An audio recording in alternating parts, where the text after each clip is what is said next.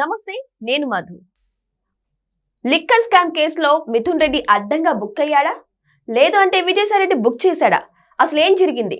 అయితే ఈడీ విచారణ తర్వాత అసలు ఏం బయటపడింది అనే విషయం గురించి మనం తెలుసుకుందాం. ప్రస్తుతం మనతో పాటు ఉన్నారు సీనియర్ జర్నలిస్ట్ సిఎస్ రావు గారు. వారిని అడిగి మరిన్ని విషయాలను తెలుసుకుందాం. నమస్కారం సార్. సార్, మిథున్ రెడ్డిని విచారించడం పూర్తయిపోయింది, కానీ ఇక్కడ చూస్తుంటే మిథున్ రెడ్డి అడ్డంగా బుక్ అయిపోయినట్టు తెలుస్తుంది. అసలు ఏం జరిగింది సార్? ఈడీ విచారణలో మిథున్ రెడ్డిని వేసినటువంటి ప్రశ్నలు ఒక ప్రధానమైన 4 ప్రశ్నలు వేస్తే ఈ 4ట్లో 3 ప్రశ్నలకి ఆయన ఇచ్చినటువంటి సమాధానం కనుక గమనిస్తే ఇవాళ పేపర్లో వచ్చిన దాని ప్రకారం ఆయన అడ్డంగా బుక్ అయ్యాడని చెప్పి అర్థమవుతుంది. ఆ విధంగా బుక్ చేయడానికి కారణం ఎవరైనా విజయసాయిరెడ్డి గారు అనేది కూడా బయట వస్తున్నటువంటి టాక్. ఎందుకంటే ముందు రోజు విజయసాయిరెడ్డి గారు అటెండ్ అయ్యారు ఈడీ ఎదుట. ఆయన చెప్పాల్సిందంతా చెప్పారు. ఒక జగన్మోహన్ రెడ్డి గారు తప్ప మిగతా వాళ్ళ సంగతి అంతా చెప్పారు. మరి జగన్మోహన్ రెడ్డి గారికి ఈ లిక్కర్ స్కామ్లో ప్రమేయం ఏంటి అని అంటే బహుశా జగన్మోహన్ రెడ్డి గారి ప్రమేయం ఉండకపోవచ్చు అని చెప్పాడు ఆయన. ఒక జగన్మోహన్ రెడ్డి గారి విషయం తప్ప మిగతా వాళ్ళందరూ అంతా గుట్టు విప్పినట్టు వచ్చినటువంటి న్యూస్. సరే, సీన్ కట్ చేస్తే తెల్లవారే కొన్ని గంటల వ్యవధిలోనే మిథున్ రెడ్డి గారిని కూడా పిలిచారు. మిథున్ రెడ్డి గారిని కూడా పిలిచి ఈడీ వేసినటువంటి క్వశ్చన్లు ఏంటి? ఫస్ట్ది, మీకు 100 కోట్ల రూపాయలు విజయసాయిరెడ్డి గారు ఇప్పించారా లేదా? ఇది ప్రశ్న. 2, మీ సమావేశంలో పాలసీలో ఇది లిక్కర్ పాలసీ సంబంధించినటువంటి సమావేశాల్లో మీరు పార్టిసిపేట్ చేశారా లేదా? 3, పిఎల్ఆర్ కంపెనీకి 5 కోట్ల రూపాయలు డిస్టిలరీస్ నుంచి అందాయా లేదా? 4, అంతకు ముందు వరకు ఉన్నటువంటి ఆటోమేషన్ విధానం మీరు మాన్యువల్ ఎందుకు చేశారు టెండర్స్ విషయంలో, అది లిక్కర్ డిస్టిలరీస్ విషయంలో? ఈ 4 క్వశ్చన్లు. ఈ 4ట్లో ప్రధానమైనటువంటి 3, ఈ 3ట్లో ఆయన బుక్ అయిపోయాడు.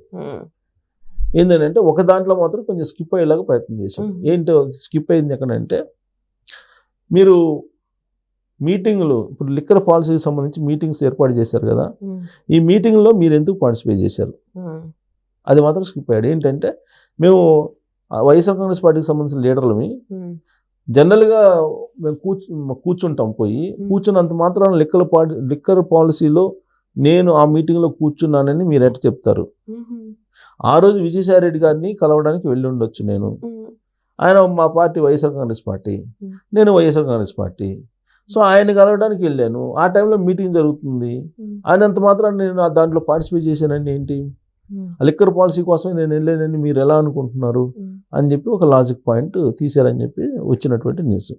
ఆ తప్ప మిగతాది ఏంది? ప్రధానంగా 5 కోట్ల రూపాయలు పిఎల్ఆర్ కంపెనీకి డిస్టిలరీస్ నుంచి వచ్చాయా లేదా?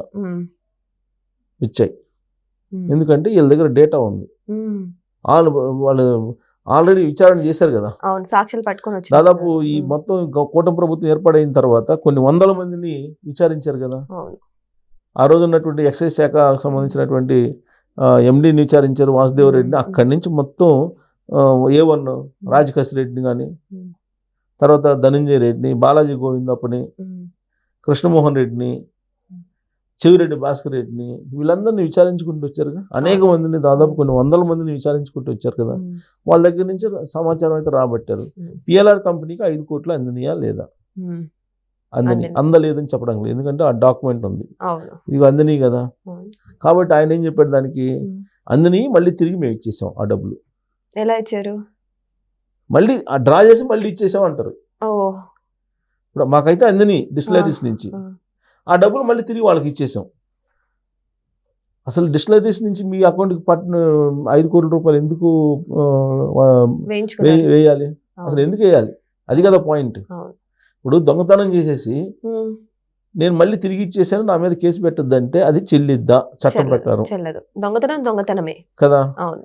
అక్కడ దొరికిపోయాడు, అడ్డంగా బుక్ అయిపోయాడు. రావడానికి 5 కోట్లు వచ్చినాయి, తిరిగి మేము మళ్ళీ ఇచ్చాము అనేది. 2, 100 కోట్ల రూపాయలు అరబిందో నుంచి మీకు విజయసాయిరెడ్డి గారు ఇప్పించారా లేదా అని అంటే ఇప్పించారు. అప్పు కింద ఇప్పించారు. ఎందుకు ఇస్తారు 100 కోట్ల రూపాయలు? ఎక్కడి నుంచి ఇచ్చారు? మనీ లాండరింగ్ జరిగింది. మనీ లాండరింగ్ డబ్బు అది. Oh my God. అనేది వాళ్ళ ఎవిడెన్స్ చూపించారు. అంటే ఇవ్వలేదని చెప్పడానికి లేదు, ఎందుకంటే విజయసాయి రెడ్డి గారు అంత ముందు రోజు చెప్పారు ఆన్ రికార్డు 100 కోట్లు ఇచ్చామని. మరి 100 కోట్లు ఎందుకు ఇచ్చినట్టు, ఏ పర్పస్ మీద మీకు 100 కోట్లు ఇచ్చినట్టు? పోనీ అప్పు తీసుకున్నారు, దానికి సంబంధించినటువంటి అప్పు తీసుకోవడానికి దానికి లెక్కలు ఉంటాయిగా, ఏవి సమాధానం లేదు. సో ఇక్కడ బుక్ అయిపోయారు. రెండోది. మూడోది ఏంటి, ఈయన ఆల్రెడీ ఆటోమేషన్లో ఉండేటువంటి సిస్టమ్ని మాన్యువల్గా మార్చేశారు. ఎందుకు మార్చారు, ఎందుకు మార్చాల్సి వచ్చింది? అదంటే అది స్టేట్ పాలసీ అని చెప్పాను. అంటే అసలు పాలసీ మార్చడంలో ఇతను కీలకంగా ఉన్నారనేది వాళ్ళ అభిప్రాయం. మార్చడానికి ఇతను కీలకంగా వ్యవహరించాడండి. అంతకుముందు వాంగ్మూలం రాజకేష్ రెడ్డిది వీళ్ళందరూ ఉన్నాయి కదా. సో దాంతో ఈ 3 పాయింట్ల దగ్గర 3 ప్రశ్నలకు అడ్డంగా మిథున్ రెడ్డి గారు బుక్ అయిపోయి, దానికి కారణం ఏంటంటే ఇది ఏది ఆయన సమాధానం సూటిగా చెప్పలేకపోవటం. ఇప్పుడు ఆయన బెయిల్ మీద ఉన్నాడు. ఇప్పుడు చెవిరెడ్డి భాస్కర్ రెడ్డి గారు ఇంకా కూడా జైల్లోనే ఉన్నాడు. ఆయనకేదో మంత్రిన సత్యనారాయణ రాజు గారి దగ్గర ట్రీట్మెంట్ చేయించాలనేది రిక్వెస్ట్ పెట్టుకున్నట్టున్నాడు. ఇవాళ కోర్టులో అదేదో విచారణలో ఉన్నట్టుంది. రాజకేష్ రెడ్డి ఇంకా జైల్లోనే ఉన్నాడు. రాజకేష్ రెడ్డి ఏమంటున్నాడు, నా ఫామ్ హౌస్లో దొరికినటువంటి డబ్బు అది లిక్కర్ది కాదు అని అంటాడు. మరి ఎక్కడి నుంచి వచ్చిన ఈ డబ్బులంతా? ఇంకోటి ఏంటంటే విచిత్రమైన పరిణామం, రాజకేష్ రెడ్డి నేను అసలు ఆ రోజున ఐటీ సలహాదారుగా ఉన్నాను గవర్నమెంట్కి, నాకేం సంబంధం లిక్కర్ దట్టు అని అంటాడు. మరి లిక్కర్తో సంబంధం లేకపోతే ఈ మొత్తం నెట్వర్క్ ఏంటి? ఇప్పుడు మనీ ఫెడ్లర్స్ని ఎవరు పెట్టారు? డిస్టిలరీస్ నుంచి డబ్బులు కలెక్ట్ చేసేది ఎవరు?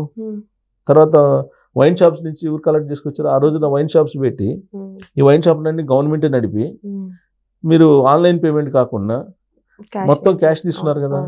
ఆ క్యాష్ అంతా ఎవరు తీసుకొచ్చారు, ఎవరు హ్యాండిల్ చేశారు?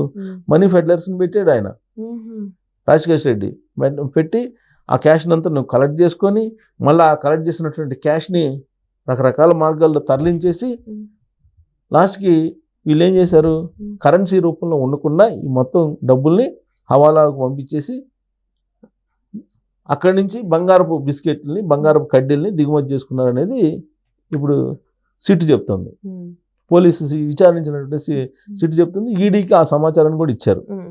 సో ఈడీ ప్రధానంగా ఏంటి, వాళ్ళు ఇన్వెస్టిగేషన్ చేసేది హవాలా జరిగిందా లేదా, మనీ లాండరింగ్ జరిగిందా లేదా, విదేశాల నుంచి డబ్బు వచ్చిందా లేదా, లేదా విదేశాలకు డబ్బు పంపించారా లేదా. ఇదే అసలు ఈడీ విచారణ కన్నా సిబిఐ విచారణ చాలా తేడా ఉంటుంది. ఇంతకుముందు కూడా మనం చెప్పుకున్నాం. ఈడీ విచారణలో వాళ్ళ దగ్గర వాళ్ళు చేసినటువంటి ఆరోపణ నిజం కాదు అని చెప్పి నిరూపించుకోవాల్సింది ఎవరంటే నిందితుడు. సో కాబట్టి అది నిరూపించుకోవడంలో మిథున్ రెడ్డి గారు వైఫల్యం చెందారనేది చాలా క్లియర్గా అవుతుంది. ఇక్కడ క్లియర్గా తెలుస్తుంది ఏంటంటే సార్, విజయసాయి రెడ్డి గారు మిథున్ రెడ్డిని, రాజకేష్ రెడ్డిని వీళ్ళందరినీ కూడా ఇరికించాలని చూస్తున్నారు. చాలా స్పష్టంగానే తెలుస్తుంది. కానీ వీళ్ళని ఇరికించేసి జగన్మోహన్ రెడ్డిని ఎందుకు కాపాడాలని చూస్తున్నారు? ఇప్పుడు విజయసాయి రెడ్డి గారు ఇరికించాలి అని చెప్పి అనుకోవట్లా, ఉన్నది ఉన్నట్టు చెప్తున్నాడు ఆయన. ఇప్పుడు ఆయన రిలీజ్ అయ్యారు ఒక మూమెంట్లో. ఇప్పుడు ఆయనే చెప్తున్నాడు కదా, నేను 20 సంవత్సరాల పాటు పాలేరులాగా పనిచేశాను, కానీ ఆ 20 సంవత్సరాల తర్వాత నాకు ఇచ్చినటువంటి ట్రీట్మెంట్ వేరేగా ఉంది. ఆ కోటరీని పెట్టుకున్నాడు, కోటరీని పెట్టుకొని నన్ను రోడ్డును పడేశారు, పాలేరులాగా వాడుకొని పక్కన పడేశారు నన్ను.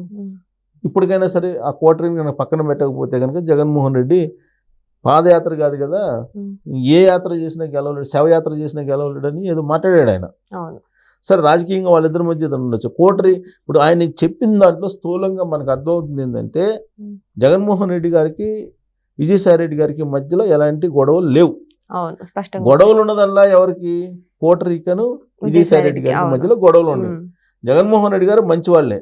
జగన్మోహన్ రెడ్డి గారికి తెలిసి లిక్కర్ స్కామ్ జరిగి ఉండదని చెప్పి ఆయన చెప్తున్నారు. మరి ఎవరు తెలుసా అంటే మిథున్ రెడ్డి గారికి, లేదంటే రాజకేష్ రెడ్డికి, వీళ్ళకు సంబంధించినటువంటి వ్యవహారం, కోటరీకి సంబంధించినటువంటి వ్యవహారం అని ఆయన చెప్తున్నారు. అంటే అది అక్కడ కూడా ఆయన ఏదో హైడ్ చేస్తున్నారు, డెఫినెట్గా హైడ్ చేస్తున్నారు. జగన్మోహన్ రెడ్డి గారికి తెలియకుండా, ఆ రోజు ముఖ్యమంత్రి తెలియకుండా లిక్కర్ పాలసీ మారుతుందా? మీటింగులు జరుగుతాయా? సాధ్యం కాదు కదా. అట్లీస్ట్ సరే పోనీ ఆ రోజున ఎక్సైజ్ శాఖ మంత్రికి తెలుస్తుంది. ఎక్సైజ్ శాఖ మంత్రి ఇలాంటివి సీఎంగా చెప్పకుండా, సీఎంతో చర్చించకుండా జరుగుతాయా? ఆ రోజు సీఎం ఆఫీస్లో ఉంది ఎవరు? ధనంజయ రెడ్డి గారు. మొత్తం ధనంజయ రెడ్డి గారు రివ్యూ చేస్తున్నారు. ధనంజయ రెడ్డి గారు అని ఆయన చెప్పి ఉండాలిగా.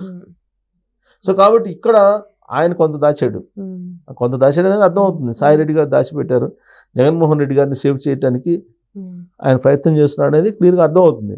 కానీ విచారణ ఈడీ చేపట్టింది కాబట్టి అంత ఈజీగా ఎస్కేప్ కావడానికి అవకాశం ఉండదు. అసలు అడ్డంగా మిథున్ రెడ్డి గారే చెప్పారు కదా, ఇంకేంటి, మూడు క్వశ్చన్లకి దొరికిపోయాడు ఆయన. మరి నెక్స్ట్ ఇప్పుడు ఈయన ఇచ్చినటువంటి వాంగ్మూలాన్ని బేస్ చేసుకొని మళ్ళీ ఖచ్చితంగా ఫర్దర్ ఇన్వెస్టిగేషన్కి వెళ్తారు. ఇప్పుడు విజయసాయి రెడ్డి గారిని కానీ మిథున్ రెడ్డి గారిని కానీ మళ్ళీ మీరు రావాల్సి వస్తుందని చెప్పారు ఈడీ. సో ఈడీ వీళ్ళు చెప్పేదాన్ని ముందు అసలు పకడ్బందీగా వీళ్ళు నిజం చెప్తున్నారా లేదా అబద్ధం చెప్తున్నారా అని నిర్ధారించుకున్న తర్వాత వాళ్ళ దగ్గర ఏదైతే ఇన్ఫర్మేషన్ ఉందో ఆ ఇన్ఫర్మేషన్ ప్రకారం ఫర్దర్ ఇన్వెస్టిగేషన్కి వెళ్తే కనుక అప్పుడు తాడేపల్లి తడుపు తట్టే ఛాన్సెస్ లేకపోలేదు. సో ఏదేమైనా సరే మిథున్ రెడ్డి విచారణలో మాత్రం మిథున్ రెడ్డి అడ్డంగా బుక్కనట్టయితే తెలుస్తుంది. మరి ఈ విచారణ జగన్ వరకు ఎంత వరకు వెళ్తుందో, జగన్ వరకు ఈ విచారణ చేరుతుందా లేదా అనేది కూడా మనం వెయిట్ చేసి చూడాల్సిందే. Thank you so much. Thank you.